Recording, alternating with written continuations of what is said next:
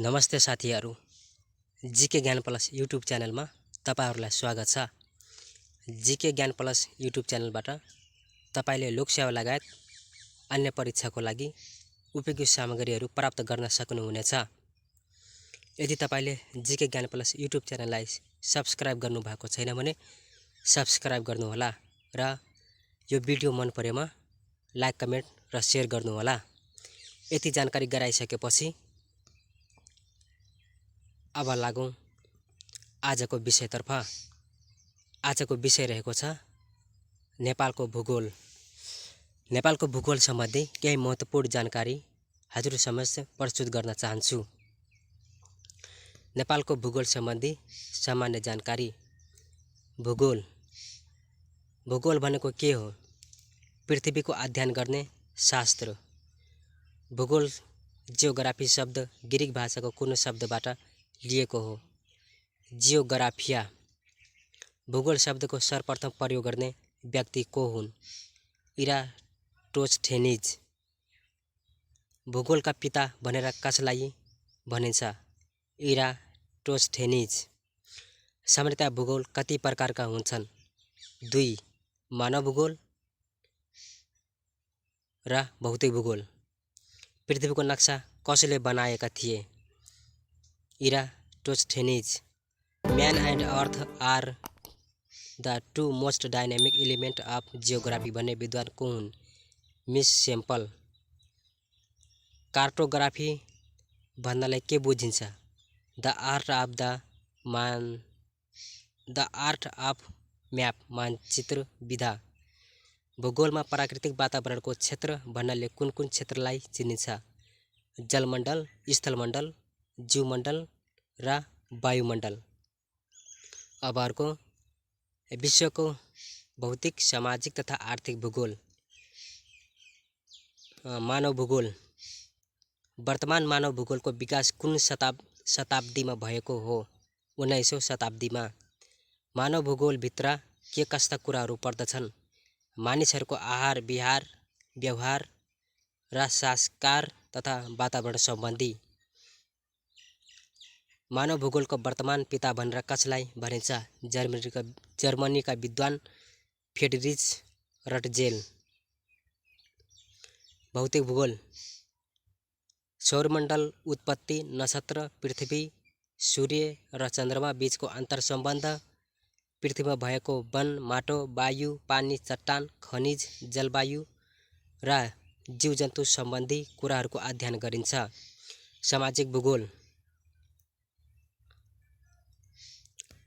सामाजिक भूगोल भनेको के हो? मानवको सामाजिक क्रियाकलापको अध्ययन गर्ने भूगोल हो। यसमा मानिसहरूको सामाजिक वर्ग, सामाजिक विशेषता र सामाजिक क्रियाकलापको प्रक्रियाको अध्ययन गर्ने गरिन्छ।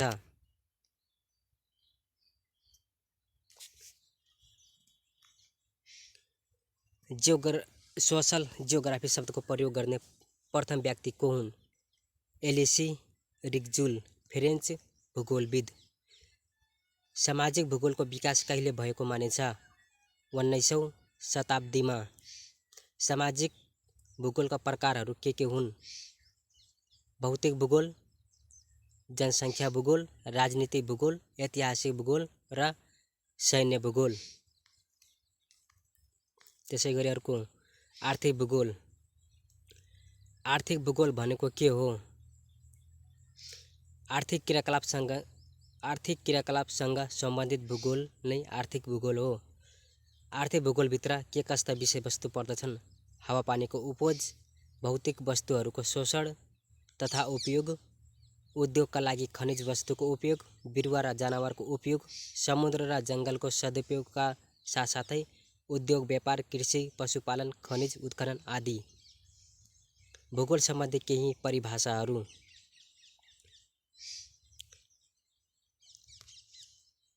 भूगोल पृथ्वी र मानव परिस्थितिको विज्ञान हो।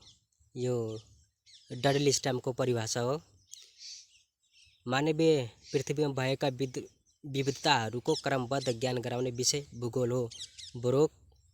भूगोलले पृथ्वीमा मानवको घरको रूपमा वर्णनभन्दा पृथ्वी र मानव पृथ्वी र मानिस बीचको अन्तर सम्बन्धको बढी वर्णन गर्दछ। आर मर्फी भूगोलले पृथ्वीलाई मानवको घरका रूपमा अध्ययन गर्दछ।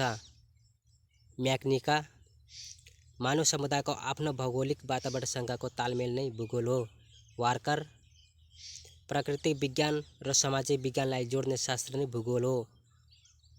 हेटन के, कहाँ, किन र कसरी बनेको छ भन्ने बारे भूगोलले बताउँछ भन्ने भनाइ कसको हो? Bowman geography is fundamentally the region or chorologic science of the surface of the earth भन्ने भनाइ कसको हो? Robert geography is both science and art भन्ने भनाइ कसको हो? H C. Darby 1962 man and earth are the two most dynamic element of geography भन्ने विद्वान को हुन्? Miss Semple. अब इराटोस्थेनिजको बारेमा केही जानकारी। को हुन् इराटोस्थेनिज? गणितज्ञ, भूगोलविद, कवि, लेखक, नक्षत्र एथलिट, सङ्गीत साधक, लाइब्रेरियन, ग्रिक नागरिक। जन्म कहिले भयो? ईसापूर्व 276 साइरिन हालको लिबियामा पर्ने। मृत्यु कहिले भयो? ईसापूर्व 194 एलेक्जान्ड्रिया इजिप्टको राजधानी टोलेमीपाला। उनको योगदान इराटोस्थेनिजको केही योगदानहरू रहेको छ।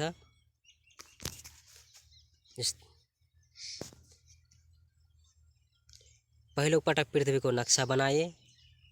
यिनले जियोग्राफी शब्दलाई पहिलो पटक उपयोग गरेका र भूगोललाई छुट्टै अध्ययन बनाए। भूगोल अध्ययनका लागि ल्याटिट्युड लङ्गिट्युड शब्दको प्रयोग गरे। पहिलो पटक पृथ्वीको परिधि पत्ता लगाए। पृथ्वीको कक्षको झुकाइ निकाले। सूर्यदेखि पृथ्वीसम्मको दूरी नापे। आर्थिक वर्ष लिप इयरको धारणा प्रस्तुत गरे। यो चाहिँ इराटोस्थेनिजको केही योगदानहरू रहेको वा भूगोल सम्बन्धी केही प्रश्नहरू।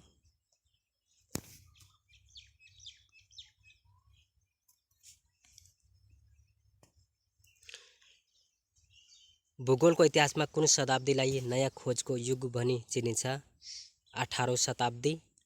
पृथ्वीको सतहका स्थानहरूको भौतिक र सांस्कृतिक विशेषताहरू र तिनीहरूको प्राकृतिक स्थितिको निरन्तरता खोजी गर्नु नै भूगोल हो।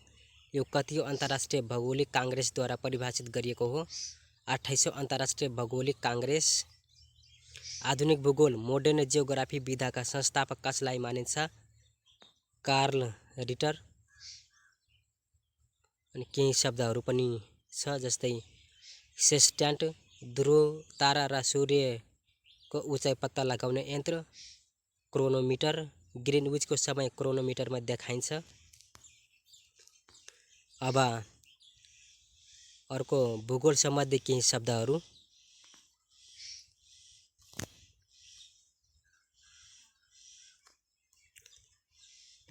भूगोल सम्बन्धी केही प्रश्नहरू।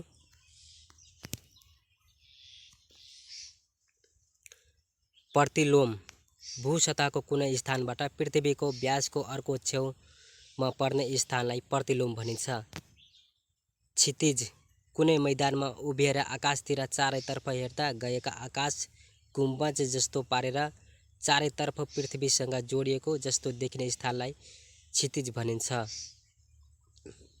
शिरोबिन्दु पृथ्वीको सतहमा उभिएका कुनै व्यक्तिको टाउकोदेखि सिधा माथिको आकाशे बिन्दुलाई शिरोबिन्दु भनिन्छ।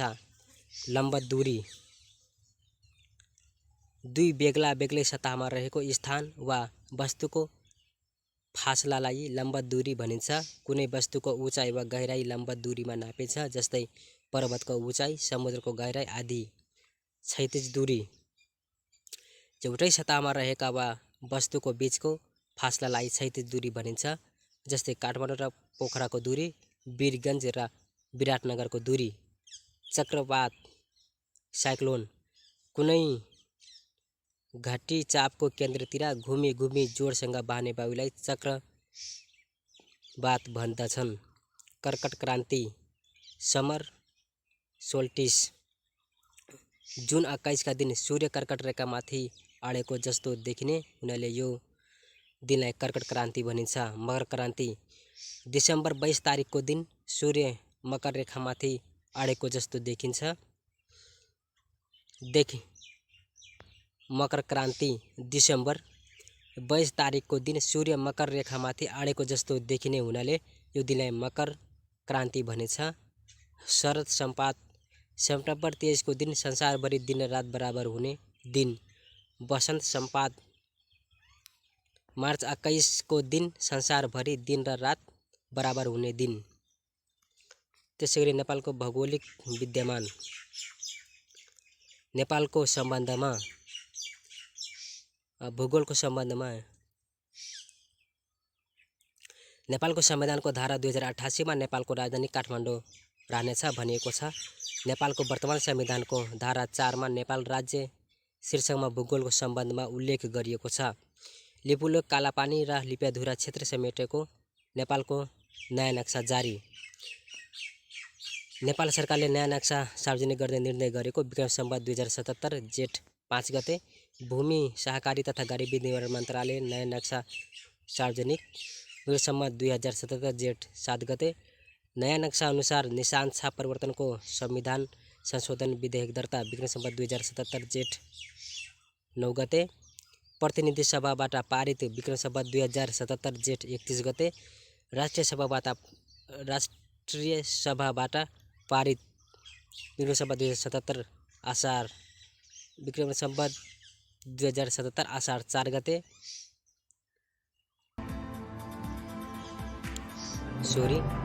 प्रतिनिधि सभाबाट पारित विक्रम सम्वत 2077 जेठ 31 गते। राष्ट्रिय सभाबाट पारित विक्रम सम्वत 2077 आषाढ 4 गते।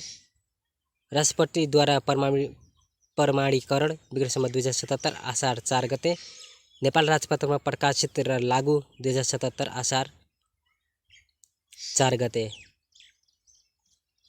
त्यसैगरी नेपालको प्रस्तावित क्षेत्रफल 1,48,006.67 वर्ग किलोमिटर रहेको छ।